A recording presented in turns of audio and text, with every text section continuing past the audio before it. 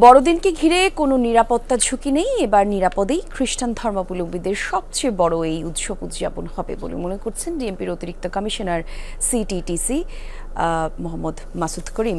সকালে রাজধানীর Kakrail Saint Mary cathedral চার্চে নিরাপত্তা মহড়া শেষে তিনি এসব কথা বলেন। শিয়া বাটার ও ভিটামিন ই সমৃদ্ধ lily glam beauty soap. Lily, always beautiful. তবে উৎসব ঘিরে রাজধানীর সব বড় বড় চার্চ ঘিরে নেওয়া হয়েছে কয়েক স্তরের নিরাপত্তা। স্ট্যান্ড বাই থাকবে পুলিশের বিশেষায়িত ইউনিট, সোয়াট, ডগ স্কোয়াড এবং বম ডিসপোজাল টিম।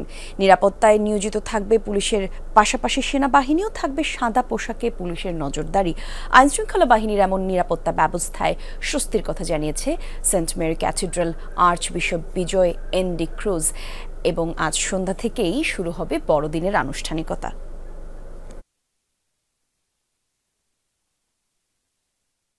যে সমস্ত বড় চার্চগুলো আছে, গুরুত্বপূর্ণ চার্চগুলো আছে, সেগুলোকে নিবিড় পর্যবেক্ষণ করছি। বর্তমানে আমাদের সেনাবাহিনী আমাদের সাথে আছে, তারা মাঠ পর্যায়ে কাজ করছে।